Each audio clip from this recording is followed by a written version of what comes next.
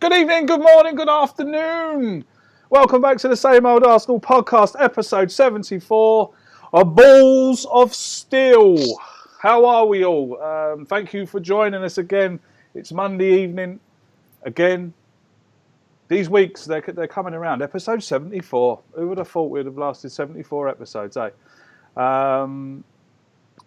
Beat the Manx. Always nice to beat Manchester United, and possibly the best way to beat Manchester United with a contentious penalty after the stupid, horrible decision they got against PSG. Isn't karma a bitch? Joining me this evening, no one needs no introductions. Mr. Judges, how are you, sir?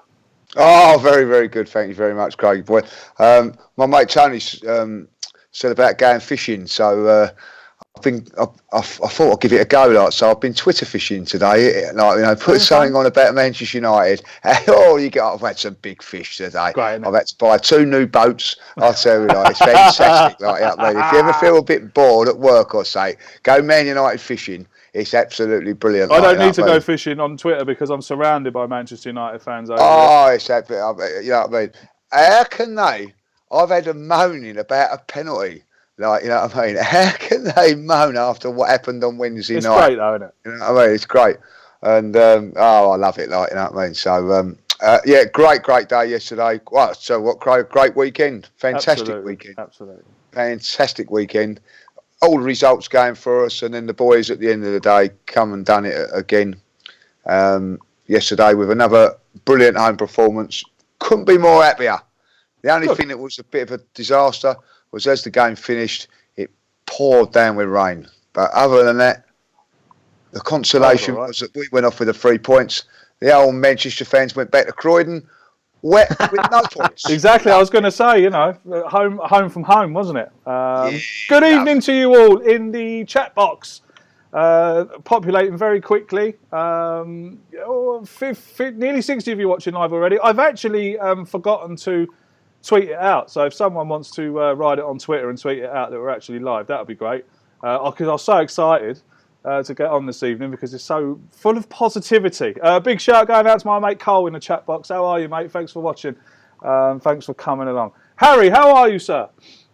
I'm good, mate. I'm good. I had a massive smile on my face yesterday evening and all day today, and particularly after that Sky Sports thing on Thursday where they practically laughed at me on air for suggesting that Arsenal could win. So, I enjoyed that. I saw that. I bet you like that. More. I loved it. I made sure I tweeted him as well. I wanted an apology. I wanted a written apology. It's not good enough. Graham, how are you, sir? I'm very well, mate. How are you? Struggled to get there yesterday with the heavy winds. Train got cancelled. Had to drive up to Ebbsfleet to get the train, and then was running low on petrol. Came back, jumped back in the car, literally on no bars. They shut all the roads. I was struggling to sort of fill up. Eventually managed to fill up and get home, but got soaked, as Lee said. It absolutely bucketed down after the game yesterday, but couldn't give a jot. The performance and the match made up for it, and fantastic result. Credit to Unai Emery. He got his tactics spot on. And a great result, and it set us up nicely enough for this top 4 race, doesn't it? Absolutely. Just to let you know, I didn't get wet. I was at home in front of the fire, singing Arsenal songs. My 3 kids sitting there looking at me going, who is this man and what is he doing? What a weirdo. That's what they were looking at me. So, even though I'm still at home sitting in front of my fire, I'm still there in spirit. You know what I mean? I still sing songs. I know no one can hear me, but it makes me feel better. That's what we like. Remember, if you like a bet at the weekend, down in the description below, you'll be able to sign up to FansBet, our partners. Sign up, open an account. When it asks you what team you support Arsenal. And then the branch is the Same Old Arsenal podcast. If you sign up with an account that way, you'll be helping us along our merry way. Now, something that I need to talk to you all about very seriously. Well, it's not really seriously. Well, I suppose it is a bit. We have entered the FBAs this year. And for those of you who don't know what the FBAs are, they are the Football Blogging Awards. So we've entered. Why not? And we are in the category of Best Podcast. So, in the link just below you will see a link. In the link, hang on, let me say that again. Start again.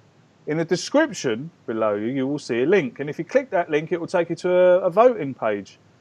And it'll have loads of categories of loads of empty boxes. All you've got to do is find the box that says Best Podcast. Inside that box, type the same old Arsenal and hit vote. Done. That's all I want you to do. Other than that, hit the like button as we go along. Get your questions in. Wait, don't get them in just yet. I'll let you know when to fire them in. And we shall get going. Also, if you could do us a favour as well and help our boys out over across the pond in America, there's also a category there for Best International Creator. You can put in there the Gooners Pod, which is of course Mike and Andy. And if you, Harry, where can they put you in? Obviously not Best Podcast, mate, because this is the best podcast. So where can they put you in? Best new content creator. Here we go. So put Harry in Best New well, not Harry, but the Chronicles of a Gooner. That's in right. Best New Content Creator as well. And let's get Harry up there as well. So yeah, if you could do that for us, that would be absolutely magic. I know probably some of you have all voted. You've all voted already, but you can actually vote again. You can vote as many times as you like. But I'm not saying anything. I mean, I'm not asking you to go and vote again.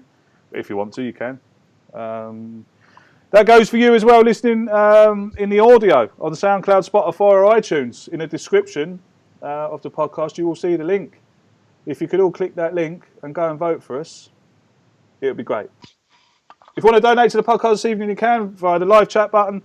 All donations greatly appreciated. Thank you very much indeed. Let's crack on with the podcast. Lee, let's come to you. Unai Emery got it so wrong away in France last Thursday, but oh my God, did he get it so right yesterday? Fantastic. I've got to say this. Got the first time I think that if I'm right in believing this is the first time that Mesut Ozil, Aaron Ramsey, Aubameyang, Lacazette have all played in the same team. And can I just stop you there? And I'll tell you another nice little fact. Unai Emery is the first Arsenal manager to avoid defeat in two competitive league games versus Manchester United since George Swindon, the 1958-1959 season. How about that? No, that's good. No, is that true? Can't be. I think it's in his first two. In his first two games against Man United. Yeah, his first season as manager. It's going to say, because yeah. So, well, that's terrific as well. So, no, I've got to say, I thought he got the team right. I was surprised by the way he went so attacking. I thought it was the big worry for me was Aubameyang playing up top, because obviously with Lacazette not being about on Thursday, I feel that was a big gamble. But I think that Emery shows what he wants to do. He's going to go for the top four.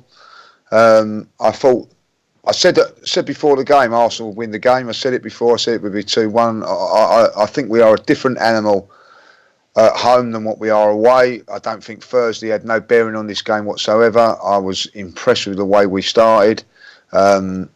Yes, we rode our luck a little bit, but listen, every team rides their luck, in games. We should have won last week, but we didn't because of lady luck. So, and it's not Arsenal's fault if their star striker, who they go on about as the greatest thing and slag off our strikers, misses from 3 yards. The Belgian Ian Marshall.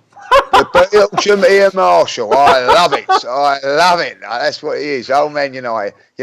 Man United, well, and let's face it, they've been piping up, and quite rightly so. They deserve to. They've been in fantastic form, but they've all come down on these silly little channels of theirs, and coming on the AFTV saying what they're going to do and what they're not going to do, and all this and all of that. And at the end of the day, they have been taken apart, and I don't give a monkeys what anybody says. They, clean sheet. They didn't score. Against our defence, they didn't score. All these great players, Rashford and Lukaku. You know what I mean? I think, and was it, who do they call the Jamie Vardy of... the Gabonese Jamie Vardy. Aubameyang. There you go, you know what I mean? Makes Rashford look like, the Perry Groves of Arsenal in his heyday, like, you know what I mean? So and Perry Groves done well for us, you know what I mean? So no, at the end of it, as I said yesterday, their best midfielder I thought played quite well for them was Fred. You know what I mean? Like, unfortunately, he had Wilmer next to him. Like, you know what I mean? Yeah, I mean, so you know, that was the end of him. I thought Aaron Ramsey, and people have said Aaron Ramsey and Xhaka can't play together. Proved wrong. Proven wrong, yeah. Proven wrong. And listen, the greatest thing about yesterday was that cocky lot in the corner started singing Robin van Persie. They got onto their first chorus of Robin van Persie when my good old mate Xhaka, and he's my mate now, smashed it back and they shut up. They never sung it again, and that's the reason why he's man of the match. And I'm not going to go overboard about Xhaka because I know Harry Lighter's going to be going on about it for an hour. But he was outstanding on the day. I thought, you know, I do criticise him, I've got to say that, but yesterday stepped up to the plate. And what annoys me about Xhaka, right, is that he plays well in the big games. When it plays against Tottenham last week, played really well. And then when it comes to Rennes, he takes the advantage of the opposition by playing little 1-2s and things like that. Did he get caught on the ball yesterday? No. Did he? I loved it. I'll tell you what I did like about Xhaka yesterday was that when he was under pressure, he got his body in front of the ball, drew the foul. I just thought it was an outstanding performance from him from start to finish. Yeah, all right, he got the goal, but I thought he played really, really well. And I've got to have a big standout for Ainsley Maitland-Niles. I honestly felt first half, his first 5 touches, now he'd give the ball away every time on his first touch. And if you've ever played football and your confidence goes, or you keep making mistakes and your confidence gets very, very hard to get back in the game. But whatever was said to him at half time, he come out and put on a masterclass, an absolute masterclass down that right hand side second half. And so I think getting onto the result and that is fantastic. The weekend, Xhaka's performance, but I also think that the biggest plus for me was Maitland-Niles' second half performance, because it shows that he can do it against the big boys. He done a lovely little jink in the first half. That I think it was the first or second half that left you know, Luke Shaw for dead. You know, and Luke Shaw, you know, is a good left back apparently, and you know. I've got nothing but admiration. Again, I'm just going to say one thing. People keep going overboard about Leno, right? Yes, he's a great goalkeeper, but that's what he's there to do, not man of the match, because if you're going to give him man of the match, it means that Man United have been all over you. Not the case. Not the case. He's had to make a couple of good saves, and he's made them. Fantastic. But he's not man of the match, because if, you know... Harsh. Man of the match last season, someone like De Gea... Harsh. No. Very harsh. And I'm in the goalkeepers union, and you know, right? I'm not having a go. No. A goalkeeper can be man of the match, and he wasn't my man of the match yesterday, but he can be man of the match. That man kept us in the game. Listen, he's had that save from Lukaku in the second half was world class. The one where he spread himself. Yes, it is world class, but if he's a top striker, he scores it. I'm not slagging off Leno here. He's made 2 magnificent saves at Spurs the other day. He's made magnificent saves yesterday. But what my point is, right, I'll change it around. My point is that we've not been used to a world-class goalkeeper or a good goalkeeper for so many years. All of a sudden, he's doing good saves and we're all going overboard. That's what he's there to do. Great goalkeeper. That's the end for me. Okay. Well, I still think it's a bit harsh. No, he's a great goalkeeper. That's what great goalkeepers do. David Seaman, great goalkeeper. Expectations. Our expectations are that Leno isn't a great goalkeeper. He is. That's what I expect Leno to make those saves, because he's a good goalkeeper. Oh, I did tell you all he was a good goalkeeper. Yeah, listen, I think he's been a standout for us this season. He's been a real big player. As I said last week, you think of all the goalkeepers that have come to the Premier League, all their first seasons have been horrendous. Yeah, look at De Gea's first season. Yeah, his has been unbelievable. Yeah, and you if you look at all the goalkeepers, you wouldn't say that they're all £50 million better than him. Absolutely not. And if I was Emery, I'd start him on Thursday night. Oh, yeah, I would. That's a massive call. That is a good point. Why is it? It's not a massive call, really, mate. You think about it. You got we need our best players on the pitch Thursday night. He's our number one goalkeeper. He's got to play. Do you know what? I might. You're right. It's got to play. It's got to play. Good evening to you on the chat box. Loads of people saying hello to us. Lots and lots and lots and lots and lots of people. Too many to read out. Good evening to you all. Some people watching in Canada, London, all over the place. It's a bit mad, really, isn't it? Yeah. Harry, yes, sir. Shall we talk about Alex Iwobi? Alex Iwobi. We'll get to talk about Alex Iwobi. I'm only joking. Let's talk about Xhaka, shall we? I don't know if anyone saw the blog that I wrote for FansBet, which then got published on Manchester United's betting page. But I said that Xhaka would be key for us yesterday. He would be key in stopping Pogba. And by God, did he do a job on him, Harry?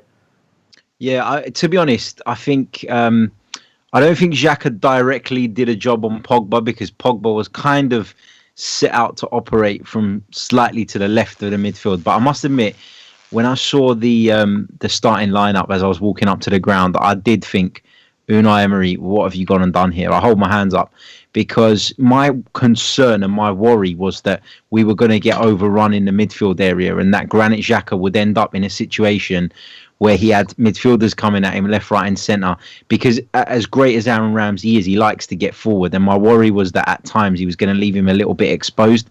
And I still, even now, don't think that Arsenal look 100% comfortable playing with a back three. I'm still not sure that that's the way forward in the long run.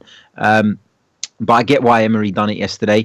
And credit to Aaron Ramsey. He did put a shift. Well, he always puts work in, but he was more disciplined than he has been in the past. I thought he sat with Xhaka really well. And Xhaka, like Lee said, he was so good yesterday. He was so dominant.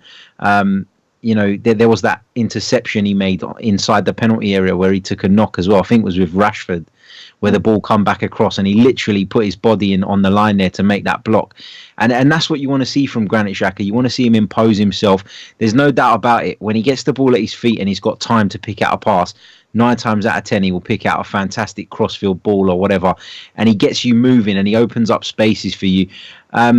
Aside from Granit Xhaka, though, I thought it was really interesting the way that Emery approached this game, because in the second half as well, let's be realistic. We were talking about Leno maybe shouldn't get man of the match. For me, Leno should get man of the match because of the impact he had on the game. At the end of the day, like, we can talk about how good we were, but if you take a neutral perspective on this and you take your Arsenal hats off for a minute, you'll see that in the first half, United hit the bar, United hit the post, and Leno pulled off a world-class save.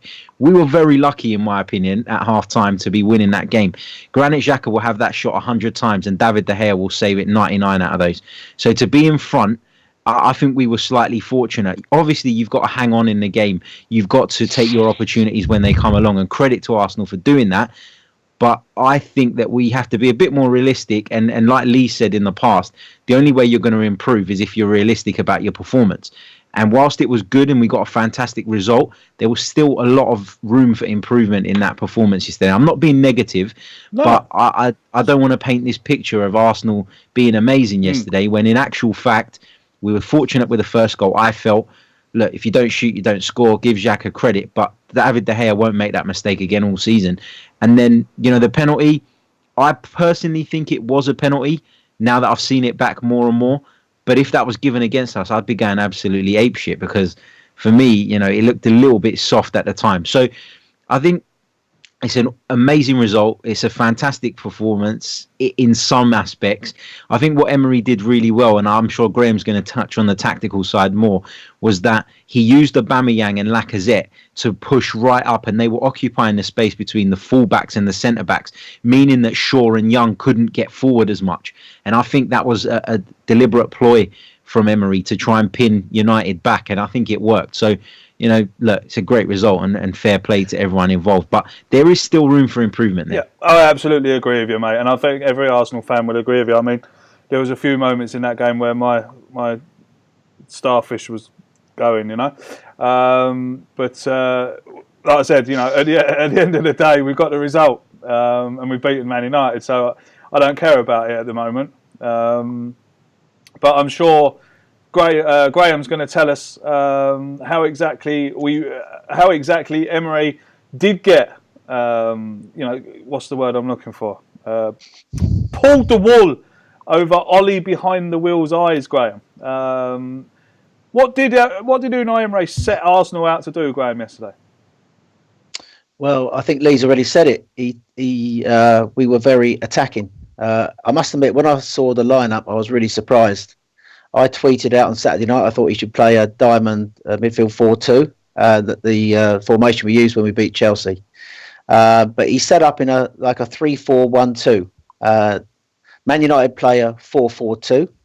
But what they tend to do is Pogba tends to come central. It flips to a 3-4-1-2 with Shaw pushing up into a 4 on the left-hand side. And when he goes into the space where Pogba is, Pogba then moves more central. And as Harry said, I think the one thing he did really well was, first of all, he played with 2 forwards, Lacazette and Aubameyang. And they obviously, as Harry said, sort of like occupied and pushed back the 2 centre-halves, stopped them from connecting with the midfield. And how this worked in the first half, and I think the first key battle he won was that immediately Solskjaer saw what was happening, that they were struggling with Lacazette and Aubameyang's movement, that he put Young back in a back 3. So immediately Young, who would be looking to get forward on the right-hand side and sort of like create an overload with the young lad, Dallo, I hope I've said that correctly, the guy who played on the right-hand side, who's also a right wing-back, I think, he sort of moved back into a back 3. So he played 2 strikers, which I must admit surprised me. I thought he'd go 4-2-3-1. But he's surprised us all season, hasn't he? And we talk about a lack of identity in an Arsenal team under Emery. I think one thing the identity is, he sets us up to what the opposition are and how he thinks we can beat them. And I think that, so he played the 2 forwards. He also played, as Lee said, 2 attacking midfielders, Ozil and Ramsey. And he also played the 2 wing-backs. So basically, he went all out to win this game, an attack-minded team.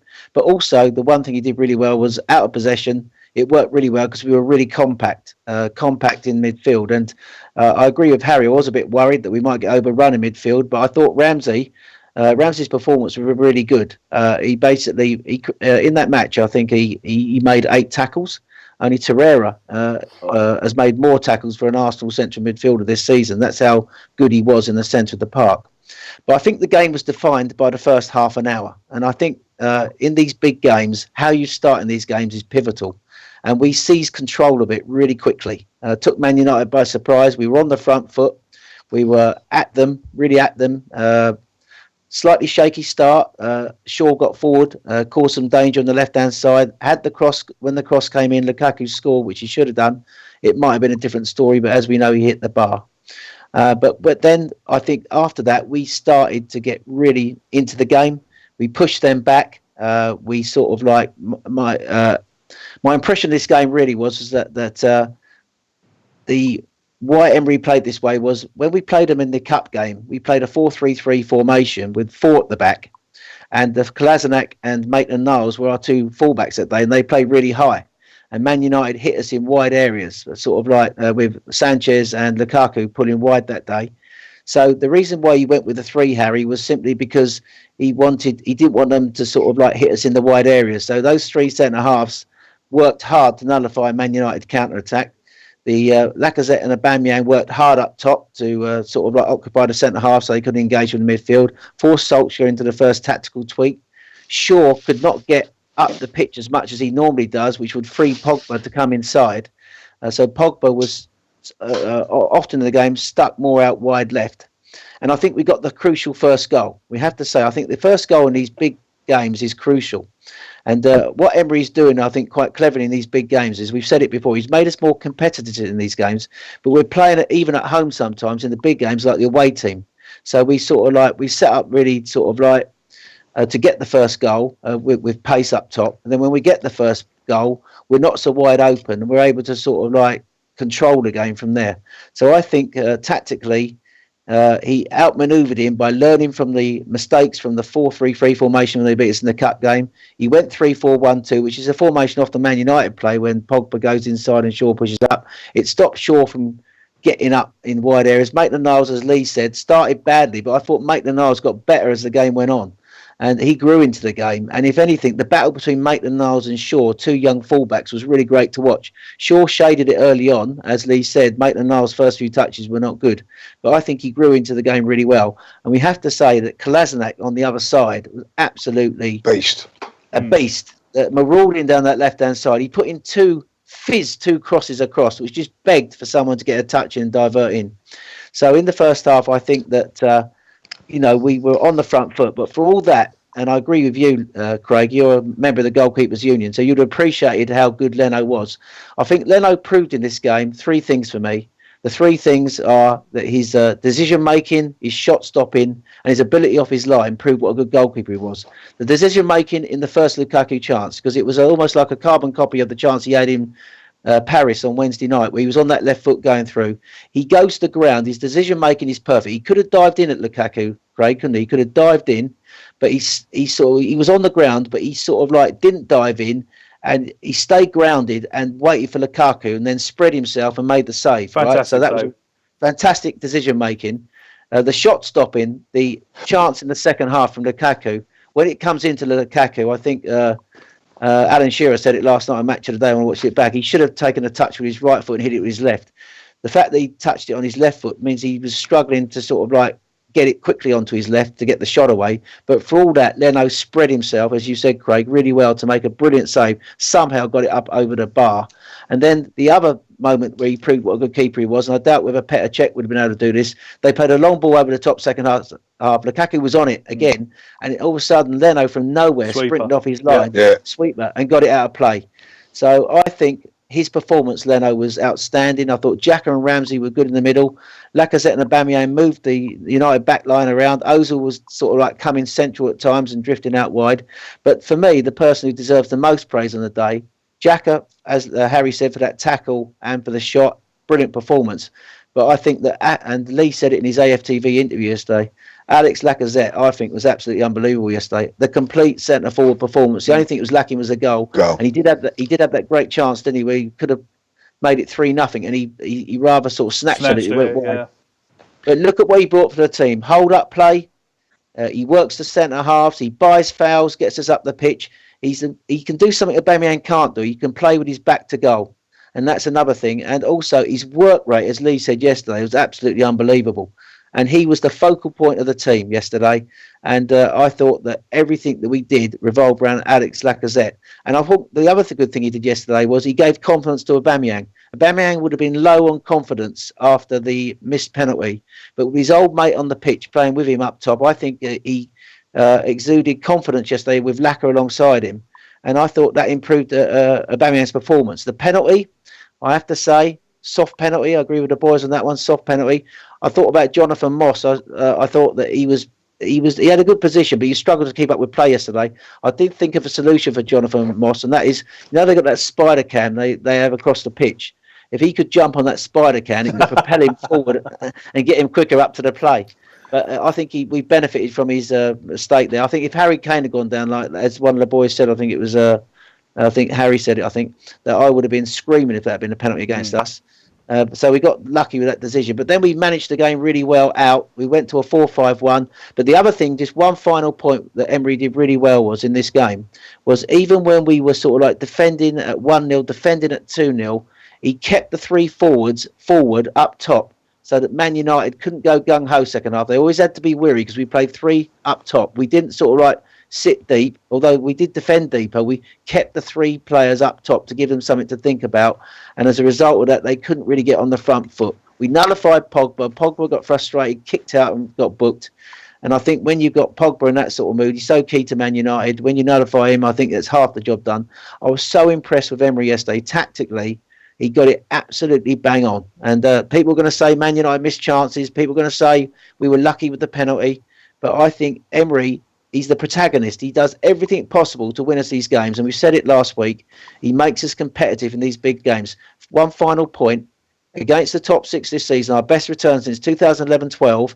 That's 12 points in the big games out of 30. That's double what Wenger achieved last year. At home, we are absolutely brilliant. 13 wins, 2 draws in our last 15 matches.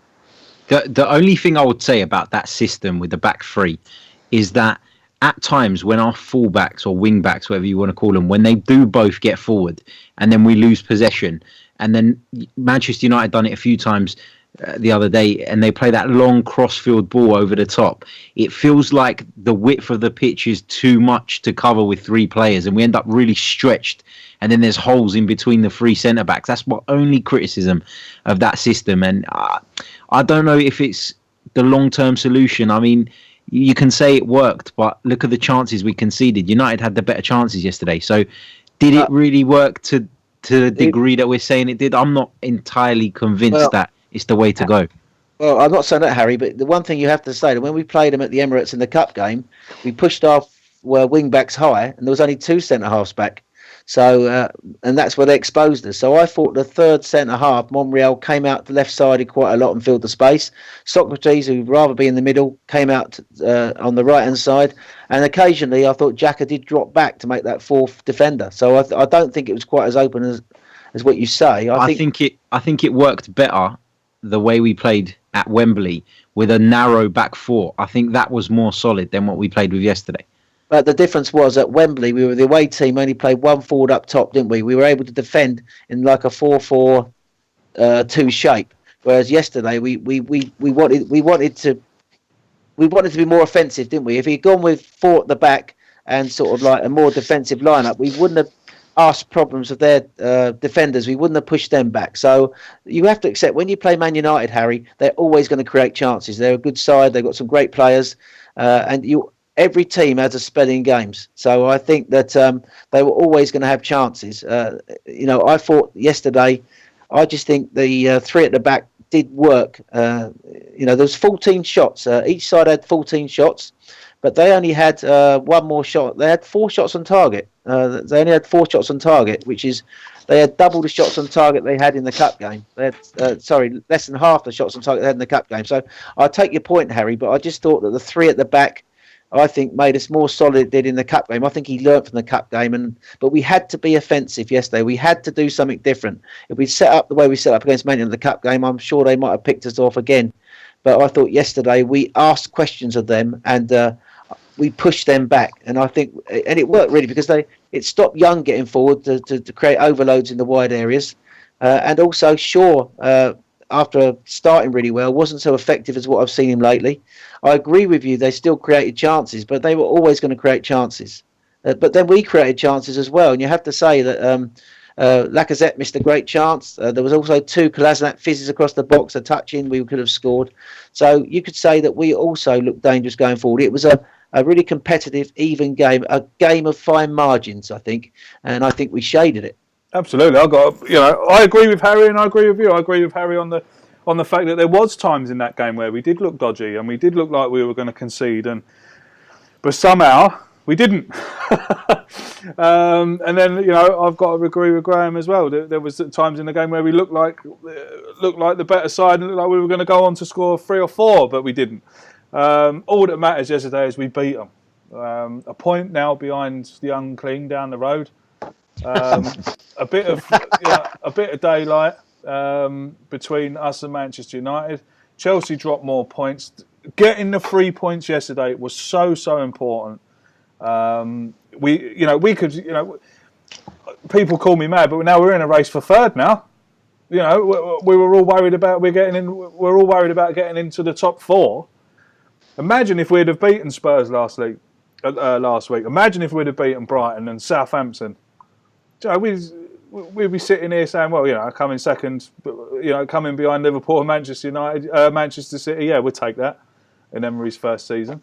Lee, we've had a donation come in from Sonny. Thank you very much for that, Sonny. And Sonny says, Lee said I'm too negative, but now I'm full of hope and back in the game. Well done. So I had a little pep talk with him. Like, I done a Lacazette on him with the Aubameyang. I said to him, "Now come on." You grab him by the face as well. I did grab him by the face. Like, you know what I mean? I said, "Look, come on, you got to be positive."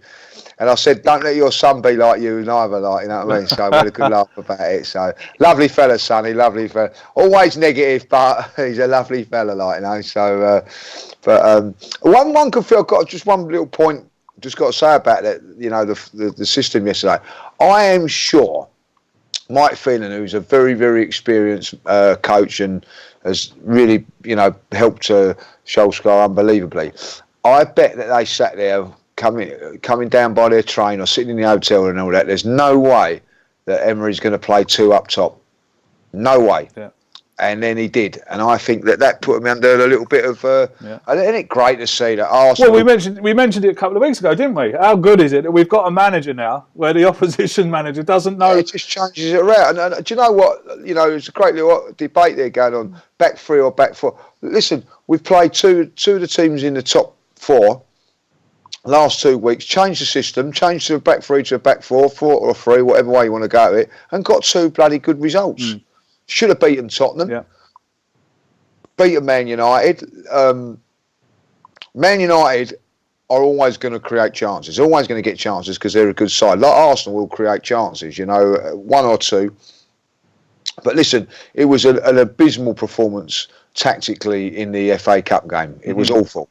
But, you know, learning lessons. I love it. I bloody love it. Who would have thought? You know, I said last week on the pod that I'll tell you what, there's one player not going to be left out of this Spurs game on Saturday, and that's Alex Iwobi. And we all agreed and said, oh, yeah, he's got to play. He left him out yesterday, you know, and I just got to ask a question. I don't know if you know. I still don't know. What was the matter with Mkhitaryan? Does anybody know? Back injury. Yeah, Slight back injury, yeah. Back injury, yeah. He's got a back injury? Yeah. Yeah. All right. So, because, you know, people are saying he would have been a loss for us yesterday because I think he's been absolutely superb on the last few games. But yeah, you know, I've also got to say just before also, I thought Denis Suarez's little contribution was fantastic yesterday. Like, you know, he was running with the ball, just give us something a little bit different in the game. I was hoping that Iwobi would do it, but you know, he didn't quite get in the game as what I thought that Suarez did. But isn't it great? We got things going on now, like what, you know, like the substitutions yesterday. Have to say from Emery, spot on again. You know, I like the fact that he took Aubameyang off 5 minutes from the end. You know, to a standing ovation. You know, so I just got to ask one question, boys. You know what I mean? Like, you know, out of 5, when Aubameyang's taking the penalty, what was your confidence? Did you think he was going to score it out of 5? 5. So 5, you was that confident? Yep. Harry? Harry's frozen, is he? I think. Harry's frozen. Oh, that's. He wasn't confident. It's quite, you know, if you're going to freeze, that's not a bad little pose to freeze in, is it? Really? I suppose so. At least he ain't got his mouth wide open or anything. Yeah, like, you know. So what about you, Graham? What was your? I wasn't confident, I have to say. I was more confident in the Spurs game. Yeah, I thought that Lacazette might take it, but all credit for him to stepping up and taking it. But I thought Lacazette was going to take it. But did you notice how he, when he ran up, he actually didn't look at the ball when he kicked it? Yeah. He was looking at the goalkeeper, wasn't he? It was like a Eden Hazard penalty, wasn't it? To be honest, he's got a lot of bottle to do that. Like, you know, can you hear me, Harry? Yeah, I'm back. Sorry, I lost my connection. 1 to 5. What was your confidence that he was going to score that penalty? Oh, I don't know. 2.5. You know, so realistic. It was the people that I was with all saying, "Oh no, we could give it to somebody else. Ramsey's going to take it, or Lacazette." You know what I mean? No one thought that Aubameyang was going to take it. For him to step up and take that, I you know. And I'm going to say this now, everybody, I think he was the one player that wasn't at his best yesterday. To still step up and take that penalty and then bang it in like that. Well, the podcast is entitled in honour of him, Balls of Steel. You know, in front of the Emirates ground, he knows that 60,000 Gooners yesterday went, oh God, as soon as he put that ball under his arm. I was confident. I was confident he was going to score. But I was watching the game with my buddies. We watch it on the Sky Sports app on the old PlayStations, you know, so we can watch it and talk to each other at the same time. And when I saw Aubameyang with the ball under his arm, I was like, it's Herbert. It's Herbert's taking it. And the boy's like, no, it can't be. I said, no, it's Aubameyang's going to take it. But yeah, he's got balls the size of coconuts to take that. Much respect to him. And just like Lacazette, when we spoke about Lacazette scoring against Spurs at Emirates, laying that ghost to rest from when he missed at Wembley that time. I'm so glad Aubameyang done that yesterday, and I'm so glad that he scored, because now he can get on now. Because it's been affecting him. It's certainly affected him last Thursday night. I mean, he must be, since he's taken that penalty, he must have been lying in bed all night. Every night, all night, thinking about that penalty. Yeah, not sleeping, He could have won the North London derby, the last kick of the game, and he missed it. It's got to be playing on his mind. But now he can let it go, forget about it. Redemption presented itself. He took it with both hands. Beautiful stuff. What was you going to say, Harry?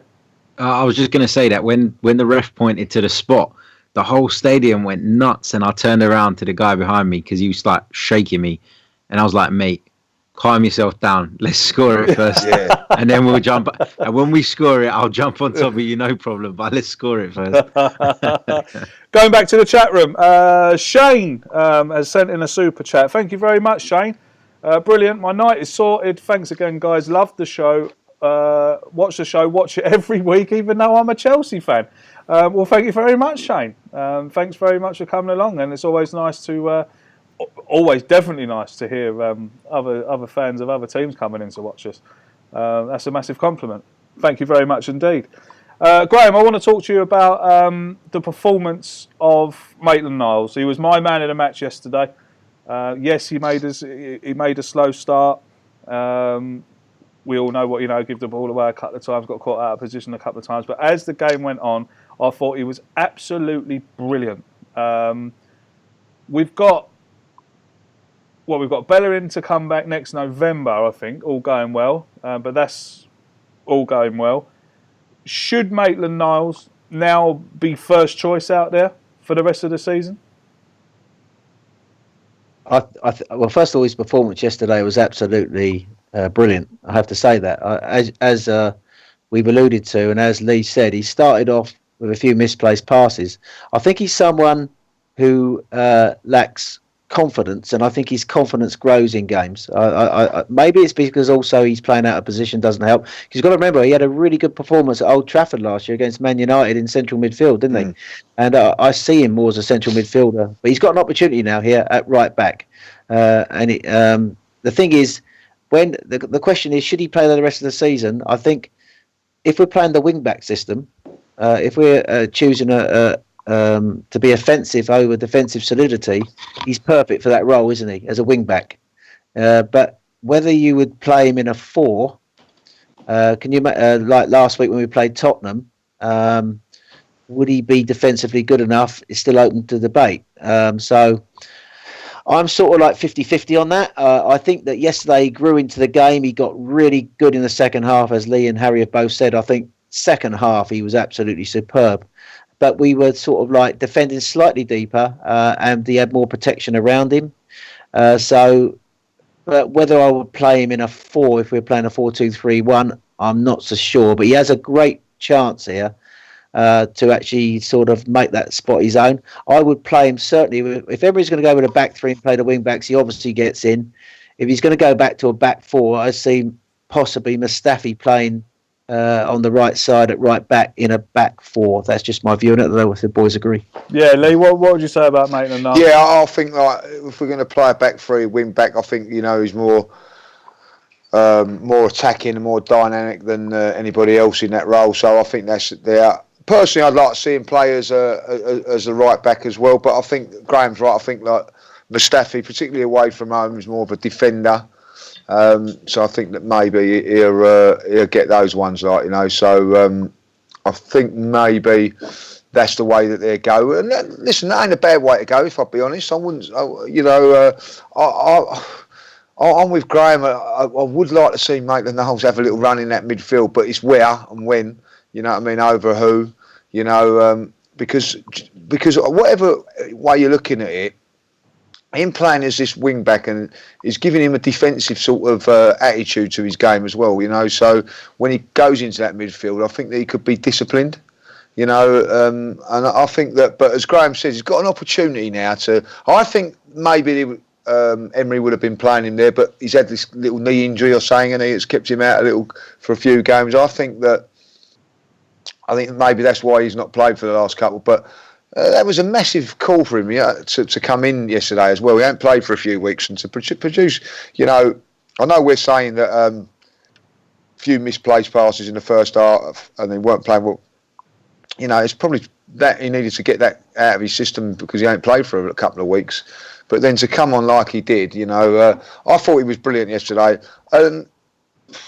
Can he do the right back job? You know what I mean? Can he do any worse than Mustafi at that? That's the question I suppose you've got to ask there. I don't think that there is, but I you know, I don't like to argue with Graham, if I'll be honest, and I think like you know, like I think that probably I will go down that. It's a safety option, isn't it? If you're going to play Mustafi in a back four at right back, I think was probably. Listen, the two centre halves now, I think for the majority of the games now, if fit in big games, Koscielny and Socrates looks to be the two, doesn't it?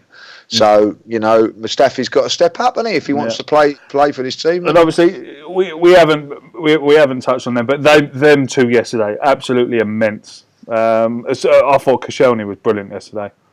Really, really good. Same as Socrates. I think they all defended really well. But Koscielny, for me, he was like, I know it was like the Koscielny of old, put his body on the line, got injured, got up, carried on. The Koscielny of the last few weeks might have got injured and bottled it and gone off, and you know, let Mustafi come in. But Koscielny was absolutely brilliant yesterday. Same as Socrates, and it's just so good to see us actually. I mean, imagine a clean sheet against Manchester United. A lot to do with Leno as much as. Sorry, I'm getting my words mixed up there now. As much to do with Leno as much to do with those boys as well. You know, they were all fantastic. One player we haven't mentioned though, Harry, Aaron Ramsey. I thought Aaron Ramsey was absolutely immense yesterday. Yeah, he was. He worked his socks off like he always does. He's been so professional ever since this whole contract thing's come out, and I must admit, I didn't expect that. And I'm not saying that I had an opinion of him, a negative opinion that he was going to throw his toys out of the pram, but the level he's performed at since this has all gone on has been incredible for me. He's not played every week, but when he has, he's always been consistent. Mentioned earlier on that I thought he supported Granit Xhaka in the middle of the park really well. He also leads by an example. If you want to play that high press, Aaron Ramsey's exactly the kind of player you want in the team, because he does close people down, he closes channels down, prevents teams getting out. I thought he was brilliant. I think he's been brilliant all season when he's played. And at the time when I heard he wasn't signing, I wasn't overly fussed, if I'm being honest. I was kind of like, yeah, I'd rather keep him, but you know, he's been here for a long time now. Maybe it is time to move on. But the more and more I see of him, the more sad I feel that he's been allowed to leave on a free transfer. Yeah. But you know what? Good luck to Aaron, because he is going to a massive club in Juventus, and he's going to have the opportunity to win some of the game's top prizes there. So it's a great move for him, even if it's a sad one for us. Absolutely. I'm the same as you. When I first heard that he was leaving, I was like, well, never mind. You know, someone else will come in. But it's really making me regret feeling like that. His last few performances, I thought he was brilliant. So let's go to the chat box and see if we've got some questions. Here is a super chat, and this is from Argentinian Guna. Thank you very much indeed for your kind donation. I can't exactly see. 1 second in. Sorry, I'm just getting a bit confused here with this little bit of a. He says, so Argentinian Guna, greetings. Thank you for your question. Thank you for your donation. Greetings from a loyal, same old Arsenal fan in Argentina. We'll start with Graham here. Would you start with a back four and one striker, or three at the back and two up front on Thursday? Cool. Well, I think first of all, he can't play Aubameyang. Sorry, Lacazette, can he? So he can play Aubameyang. He can't play Lacazette. So if you're going to start with two strikers, that means he's going to play with Eddie Nketiah, isn't it? So I don't think he will start with the two up top.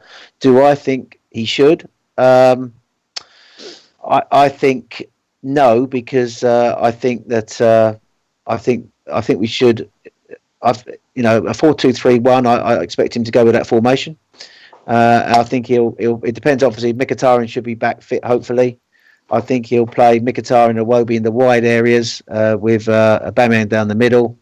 I think Ozil will play centrally, but then he could play Ramsey, couldn't he? If we're chasing the game, he could play the extra midfielder alongside Granit Xhaka. I think it's interesting he didn't play Guendouzi yesterday. I thought did he make a statement to Guendouzi there because he basically was at fault for the third goal? Was it sort of him sort of like leaving him out, not just tactically, but sort of like to say to him, you made a mistake there. So, but obviously for me, I think he'll go 4-2-3-1. I think Ozil will play centrally behind the two wide forwards and Lacazette up top.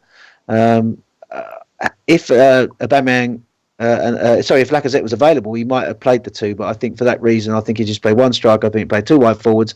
Ozil. The question is, does he play Ramsey in the pivot alongside Xhaka as an attacking midfielder? It'd be interesting to see how our opponents set up, of course, because they've got Sarr out wide and Ben Arthur and a forward. Those three off the ball offer nothing. So it'd be interesting to see whether they sort of like go more defensive and leave one of those two attacking players out. I think they played the winger, but it'd be interesting to see if he does leave Ben Arthur out, because I thought that for that first half hour when we were 11 on the pitch, we were one up and taking them apart. So and I think we got overconfident before the sending off and didn't take our chances. So, but in answer to the guy's question, I think he'll go 4-2-3-1. 4-2-3-1. Lee, this question came in on Twitter. From Lee Farrell, and he was saying, after this actually came in from two people, the exact same question. Leno's performances of late, and I brought it up at the start of the podcast. Should Leno start on Thursday? This is a game we need to win. Okay, we need to win well. We need to win. We need not to concede a goal. First of all, so Lee judges. You're Unai Emery on Thursday night. Petr Cech or Leno? Massive call. I'm going to be honest, and I don't think Petr Cech done anything wrong on last Thursday. I thought he made some good saves and all that. But I'm going to go with what you said earlier on, Craig. I would have gone for Cech before you said it. It's about playing your best team. So I would go for Leno for this game, because I'll tell you why I'm going to go for Leno as well, because I think that we're going to be going for it, so that means we're going to be playing a high line. I would expect to see Maitland-Niles and Kolasinac as our fullbacks bombing on, with Mustafi and Koscielny at the back, Ramsey and Xhaka in the midfield, so we're going to be right pushing up on them, and I think that we're going to have to play a sweeper keeper, and Petr Cech is not that. No. He's not. I think horses for courses. Massive game this is Thursday for that. And I think what we've just said there, what Graham was saying as well, I think personally the team picks itself virtually in all areas, with Lacazette not being able to play, Socrates not being able to play. It's just a simple bringing in a couple of players there. I think that, Ozil played really well on Sunday, so I can't see him being left out, especially when we're chasing a game we need to create. Certainly Ramsey can go from second phase running, so that's a certainty. Guendouzi will have to sit on the bench. Be very surprised if he does start in place of one of those two guys coming on if we're winning the game comfortably. Big call, that one at the back there, and I don't know how the other guys feel, but I feel that I'm going to go. I don't think he'll do it, if I'll be honest. I think that he'll go with Cech, but I think that this is such an important game for us. I'll tell you why this is an important game, because we need to go through, obviously, in this round, but we ain't got a game for 2.5 weeks. Mm-hmm. To be stewing over going out of the Europa League to Rennes, this is going to be a massive thing. So we need to just keep momentum going and bubbling into that Monday night football. So I think it's, like 20 days until we play our next game, or whatever it is, 20 days or whatever. So no, I'm Uri Emery, and I'm going to phone him up tomorrow. Leno plays. Well, you won't need to phone him because the decision will come when he watches the podcast. If he watches it before Thursday, and he hears me say that, we're obviously going to put doubt in his mind because he does watch the podcast. Harry, what about you, mate? Leno, check. Just before we go on, actually, sorry, Petr Cech has done nothing wrong. Don't get me wrong. He's done absolutely nothing wrong. But me, being me, it's a really important game. I think we should be putting out a full strength. I think we should be putting out the best side we can. I agree. I think that you got to go with the best side. I think that, like Lee said, I think Lee's points were spot on regarding the way we're going to play. The fact that Leno's more of a sweeper keeper, and that will help us. We're a little bit more fluent, aren't we, when we're passing out from the back when Bernd Leno is in goal as well. But having said that, it's also very harsh on Petr Cech because I thought in Rennes that he was probably our best player. He made a lot of good saves. Without being spectacular, he made a lot of saves that he needed to make, and he kept us sort of in the game, really, because Rennes were really putting it on us at one point. So I think it's harsh on Petr Cech, but I see where you're coming from, and if it was up to me, I'd probably go with Leno. But like Lee said, I don't think that Unai Emery's going to change that. I think he's made his mind up to go with Cech in the Europa League, and I think that's going to be the case throughout the competition. Yeah. What do you reckon, Graham? I'm going to agree with the judge, really. Anything to get in that corporate, to get on that red carpet. No, I agree with exactly what Harry said and exactly what Lee said. I think that I think he'll keep checking goal.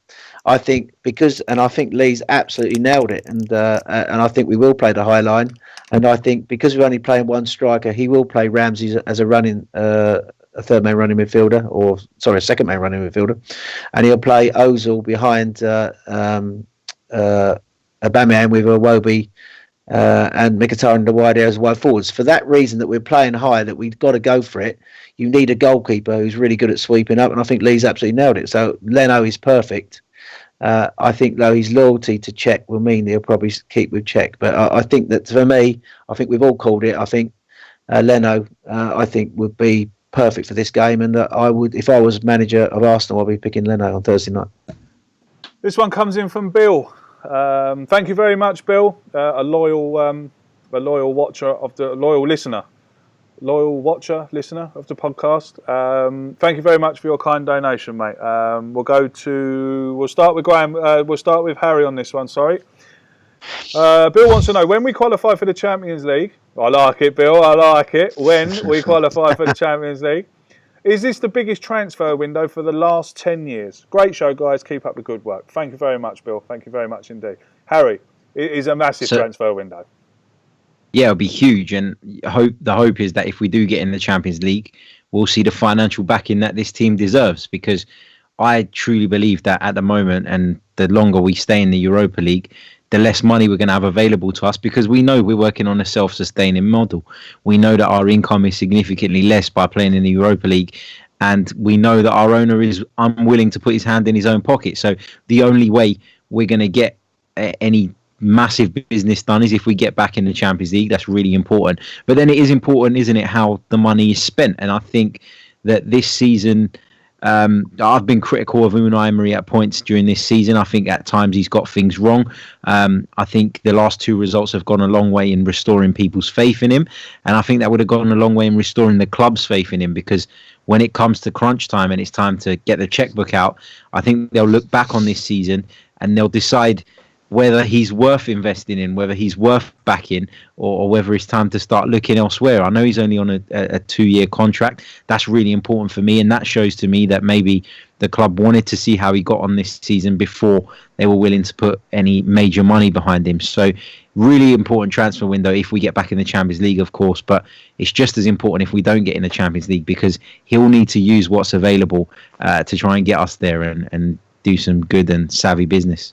I reckon there's an extension there for him to sign this year if he gets us in the Champions League. Possibly. I reckon there is. It has to be.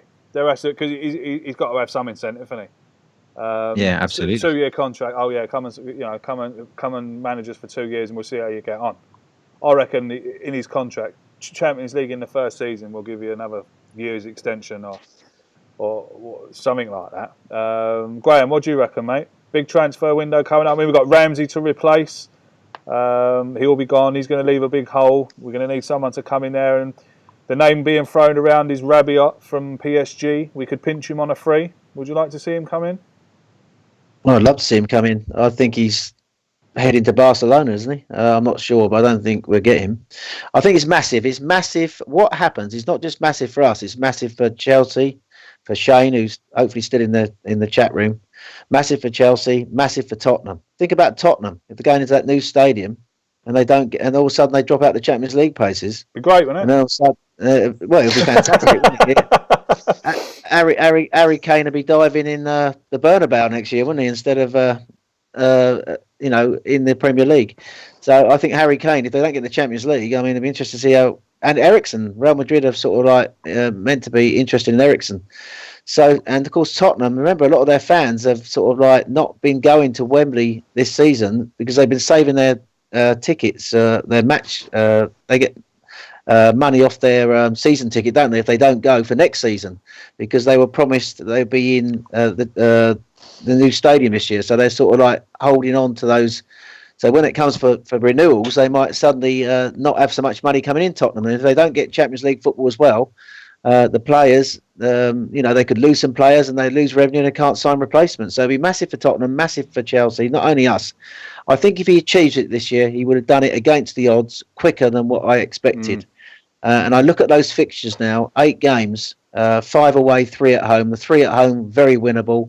The 5 away, Wolves, who obviously is going to be the hardest of the ones left. Leicester under Rodgers won't be easy. I think if we played them under Claude Puel, it would have been easier. And Burnley will be fighting for their lives. But the other clubs, the Watfords and the teams like that, Everton's, they're mid-table teams with nothing to play for. So we have got a wonderful opportunity. I think if he can win 3 home games, 3 away games, 18 more points, that will certainly put the pressure on Tottenham, who've got to go to Liverpool, Man City. If they lose those, that'll put us right in the mix. Chelsea, remember, as Lee said earlier, they've all got to play each other. So, yeah. But it's going to be massive, and it will be the most important window, not only for us, but for Tottenham and Chelsea as well. Because I do think Man United is going to get top 4. I think it's us, Tottenham and Chelsea for that last spot. Absolutely. That's what I honestly believe.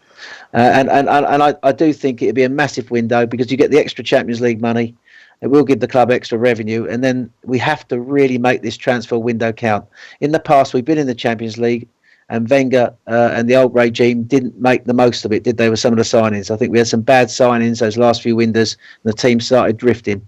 But I think I can't see this happening under this regime. I think they're incredibly focused. They've got they're working towards a goal. And I think if we could get in that Champions League, I think they wouldn't waste the window with that extra money we'd have available. Absolutely. What Graham was going on there, Lee, another stat, is that we're the only club with the run-in, we're the only club in the top 6 that hasn't got to play anyone in the top 6. No, it's in our hands now. Yeah. I'll tell you this now. There are some things that I'm been critical with Emery, but I'll tell you what, if he gets us in the top 4, top 3, this season, and this club doesn't back him, then every fan should be protesting about it, because I think that is a massive thing for him to do that on what he's done. He deserves all the backing and credit that this club should give him, not just from us fans but from the board as well. To do what he's done, I think would be nothing short of fantastic. What he's done, I really do like to get us in the top 4. 2 weeks ago, all the pundits were saying, "Oh, we're finished 6th." Now all the pundits are saying, "Well, we can do it." So that's he's been under a lot of pressure, over the last few weeks, and rode the storm in January, where I felt that, certainly there was things said about budgets and things like that, because obviously we can only bring in a lone player. I think then he's rode that storm, and I think that, as Graham said earlier on, we're competing against the top teams, particularly at home. I honestly think if the ball don't back him, with all the Adidas money coming in as well, like, you know, it would be nothing short of scandalous, and every fan should be banging on that door, protesting and getting that Kroenke out if that's the case, because this is a manager that is performing, when you think about it, he's performing a miracle.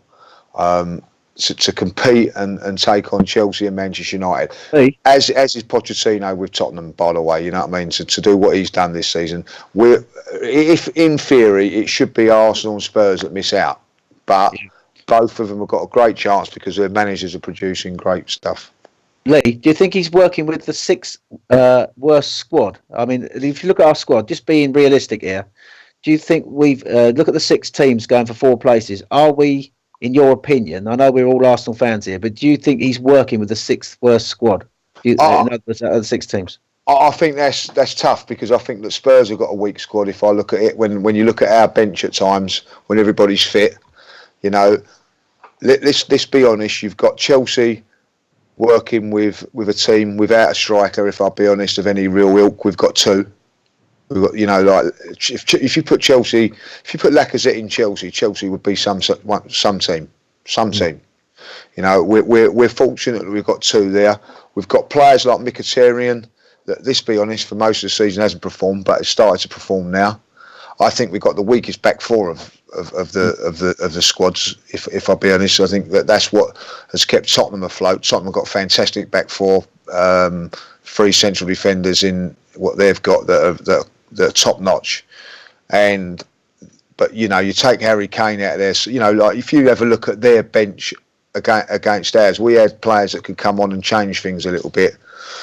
So I think that we're probably, you know, you'd have to say that Manchester United are the team with the biggest squad that are not really getting to the heights that they should do. The other 2, Man City and Liverpool, have done fantastically well. Chelsea have got a squad of players, but you know, they don't even use Gary Cahill. I think if Gary Cahill was at Arsenal, we'd use him. So I think it's a real difficult one.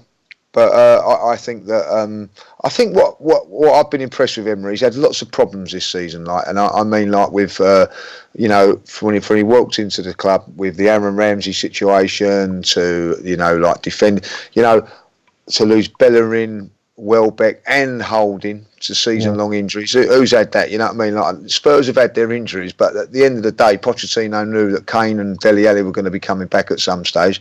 Emery's known for, since they got injured, that they was never coming back. So I think, you know, for me, I don't believe that we're the worst squad in the league. I think that if I've got to be, in the top 6. Sorry, in the top 6. I think that 1 to 11, we're probably the, you know, the other teams are probably stronger than us. Maybe not Chelsea, I'm not so sure, but I think that we've got a stronger squad than some of those teams. Harry, Tommy O'Donoghue says, thank you for your question, Tommy. How many points out of the remaining games will be enough to see us secure top 4? Okay, hold on. I worked this out earlier on, actually, because I'm sad. Hold on, where is it? I'm sad. I was sitting there working it out. I was looking at the remaining fixtures, and look, there was a couple of games in there that people say that they're not hard, but things like Wolves away, don't really fancy that. Graham already mentioned Leicester away. You know, what's his name, with Brendan Rodgers in there now, that's a tricky one.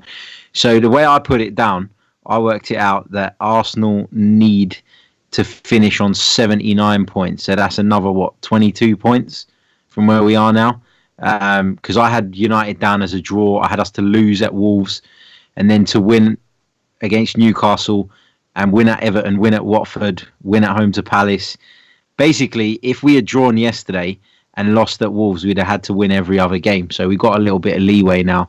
According to my calculations, because I'm sad, I sat and worked down all the teams in the top 4 race. Good man. And what they're going to do in those games. Well, what I think they're going to do anyway. But I think we need about another 20 points now. The fact of the matter is, if we win every game, we're there. Yeah. That's how you got. That's right. That's it. You know what I mean? We're there. You know, it's in our own hands. It's definitely win every game with it. It's nice now that it's in our hands. It is nice. Emery knows now, and he's going to say, and he's obviously going to say it to the players, boys. It's in our hands now. No one gave us a chance for top four. Let's be honest. All the journos told us that we and wouldn't that's finish it. So in we've the got a top four. great. The trouble is, Craig, I think the problem that I've still got with us getting into the top four is we've got to go to Wolves away on a midweek, Watford away on a midweek, Leicester away on a midweek. They're not as.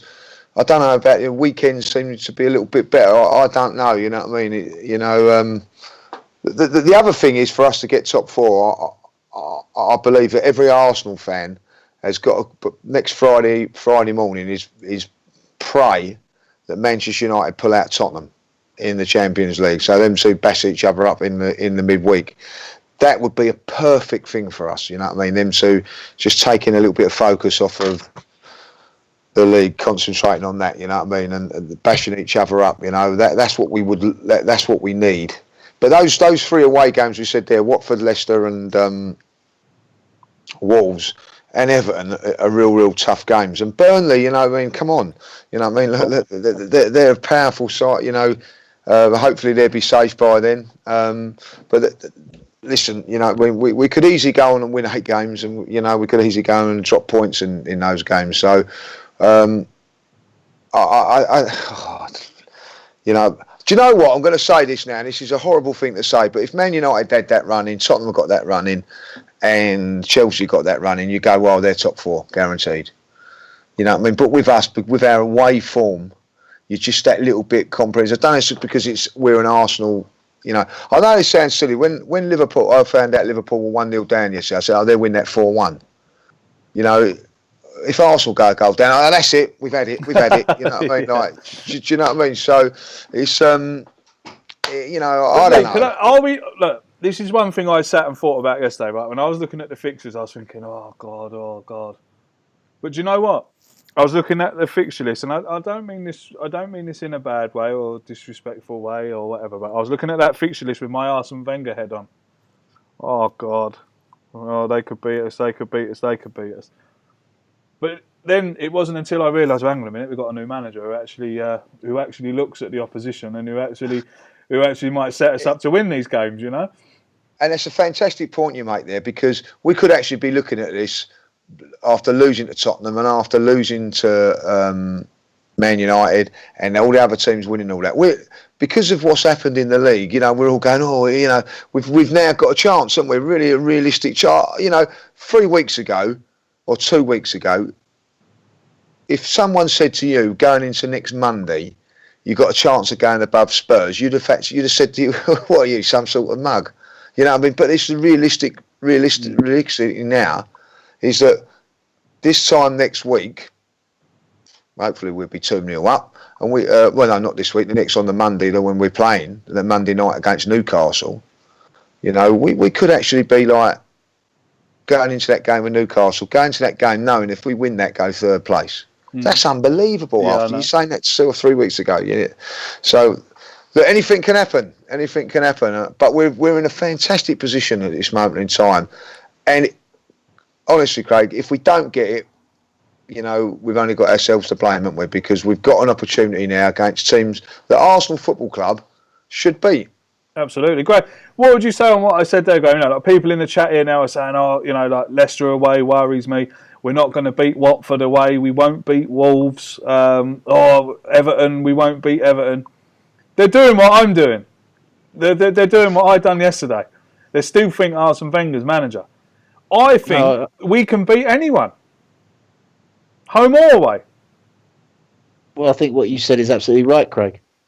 And that is that we've got a new manager now, a new regime. So, look, I mean, Wolves away to me is really tricky. You see, and Shane was at the Chelsea game yesterday, he would see how well Wolves played in that game. I thought they were very well organised.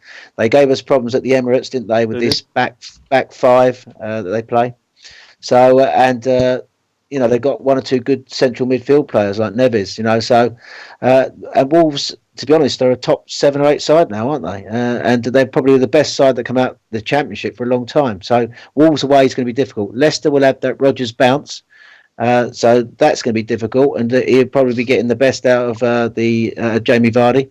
So, that's not going to be easy. But Everton, I think Everton to me look like we could, they're weak defensively. I can see us beating Everton away. I think that the 3 home games, Palace is going to be the hardest one, being a London derby, but I think that we're capable of winning those 3 games. Burnley, when we play them, they might be down or safe, as you say. So I think the 2 most difficult ones there for me are, and of course, at Watford always, we've got Troy Deeney, haven't we? Troy Deeney. Cojones. Back on the old cojones, the old balls thing. But I think that was the old Arsenal. So I think we're capable of doing a job on Watford. I think Leicester and Wolves of those 2 games look the most difficult. But what Harry said earlier was, I think if we can win 3 home, 3 away, that gives us 78. I think 78 would be enough. But guys, we're talking about like people having that perception because they feel as though we're still under Arsene Wenger. But I've just brought up the Premier League table with just away games on it now, yeah? So Arsenal, in terms of the Premier League table based on away games, are 9th. So we're mid-table in that. So our away record isn't that great. That's why people are feeling like that, in my opinion, because we've lost 5 on the road, won 5, and drawn 4. We've picked up 19 points. Watford have picked up 20 points. And Wolves have picked up 20 points as well. Crystal Palace have even picked up 20 points at home so far this season.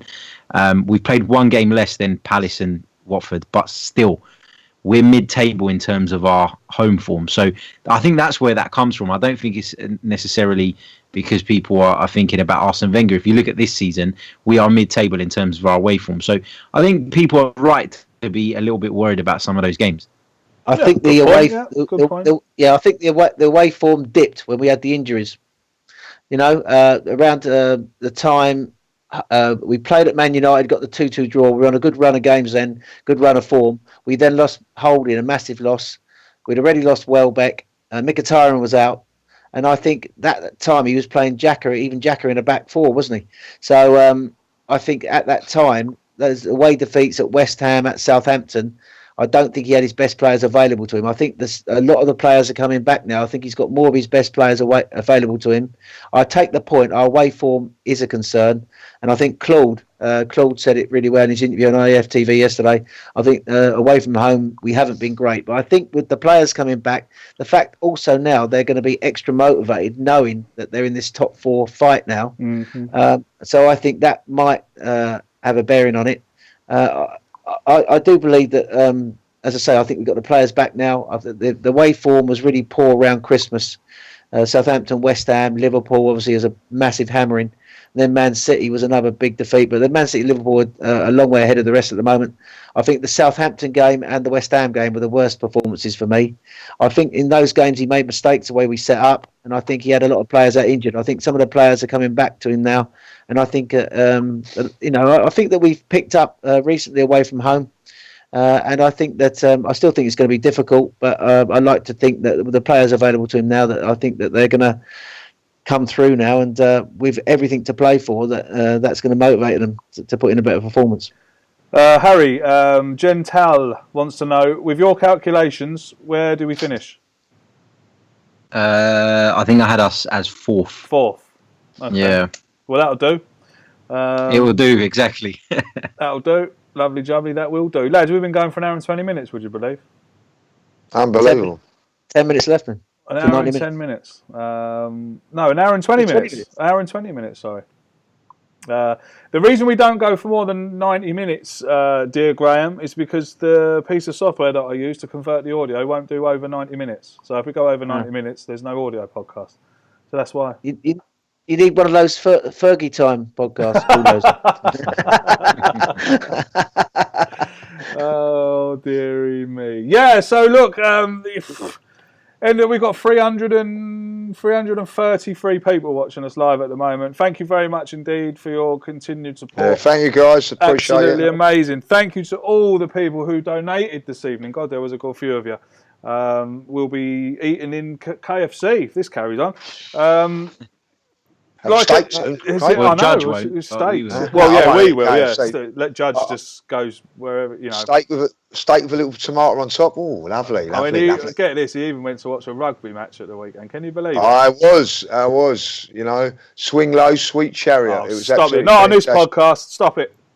Oh no! Listen, I'll tell you what. If you anybody out Don't there, tell me if what. you ever get the chance to go to We're something not like that, interested. just to no, hold on a minute. It is very expensive. I've got to say that, but the experience of it, you know what I mean, to compared to football, was fantastic. It was a great day. I had a thoroughly good time, and yeah, enjoyed it. Yeah. Don't listen to a word Up he's there saying. with Wimbledon, Craig. Up there with the old Wimbledon, like, you know. Anybody for a game of tennis? How do you go and watch tennis? It's fantastic. I'll tell you what, hospitality at Wimbledon. Oh, there's always a motive in there. There's always a motive. to none. Yeah. I've been to Wimbledon, but only in the working poor class people's section. bit. Sorry, yeah. Yeah. Well, you have to go and sit. Harry, there's no working. There's no working class in Wimbledon. I'll tell you That's that. true. That's Go true. and sit on the grass and watch it on the telly. Is it stay at home and do that?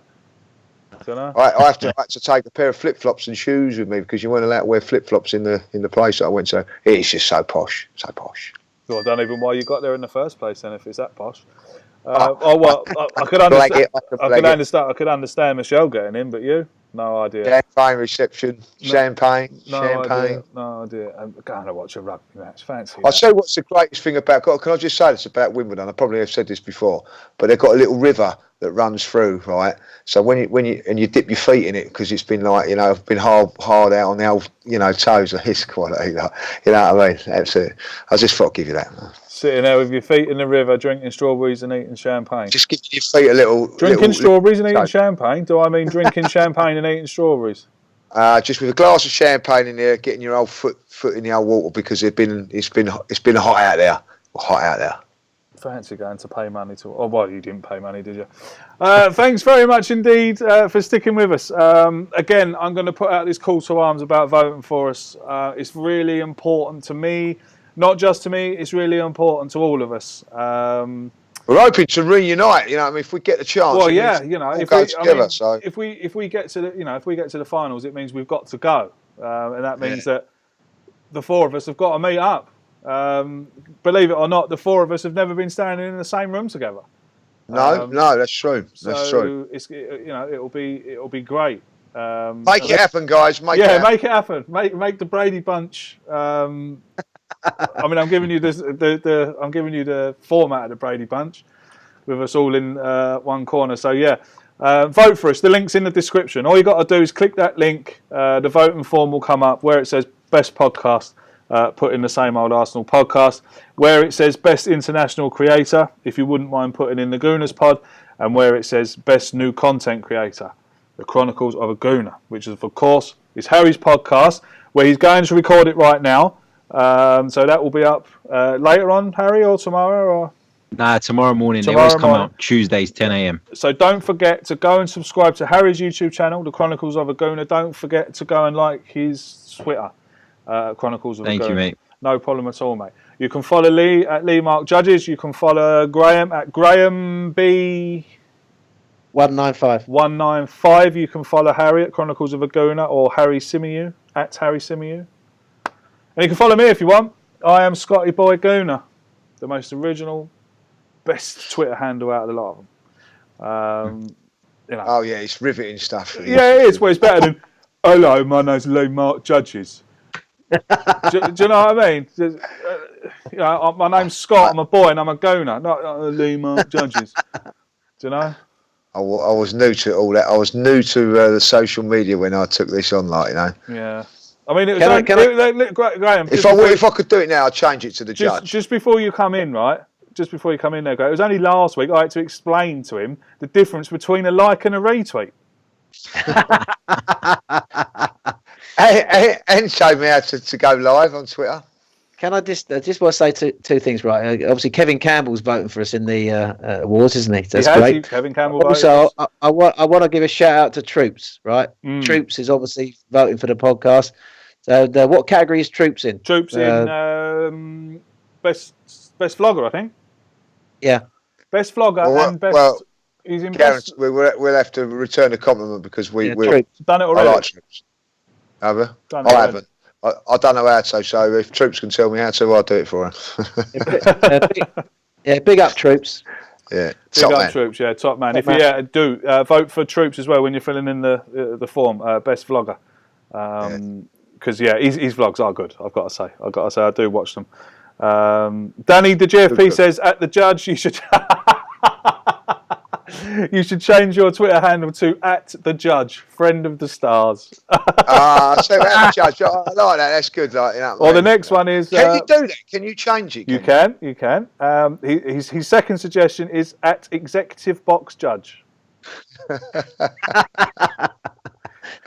I like the Judge. I might have to change that because Lee Mark Judges is a bit. Yeah, well, you probably missed out at the Judge. Makes me look posh. You've probably missed out on the Judge. There's going to be loads of Twitter people called at the Judge. At the Judge AFC though. You could try it, I suppose. You could try it, but don't mess it up. Get Michelle to do it for you. Yeah, I will do that. The real captain. How do you vote? What you do is you click the link down in the bottom of the down in the description. A form will come up. And there'll be lots of categories. All you got to do, where it says best podcast, type the same old Arsenal. Press vote. Done. It's it. It's all done. Thank you very much for all sticking around for as long as you have. Thanks very much indeed. Much appreciated. We got Europa League on Thursday, and then we haven't got a game for 2 weeks, isn't it? Yeah. Okay. So next Monday, this Monday? Yeah, this Monday coming, the 18th, which is the day after St Patrick's Day. That's not the Newcastle game, is it? No. No. We ain't got a game until April the 1st. Right, okay. So next week, we're going to do a bit of a question and answers evening. And we've got Danny, the GFP, and his mate Jason, who do Bergkamp Wonderland radio show, on with us. Whether we can all make it, that's great. If we can all make it, there'll be 6 of us on it, having a chat, having a bit of fun, nothing too serious. We're going to take loads of questions from you all in the chat box, and we're going to have a bit of fun, answer your questions, and hopefully have a bit of a laugh. So that's next week. Same old Arsenal meets a Bergkamp Wonderland with Danny and Jason. So until then, we'll see you all next week. Take care of yourself and each other. And we'll see you Tell me, soon. Arsenal. Looks like we're in the next round of the Europa League. Up the Arsenal!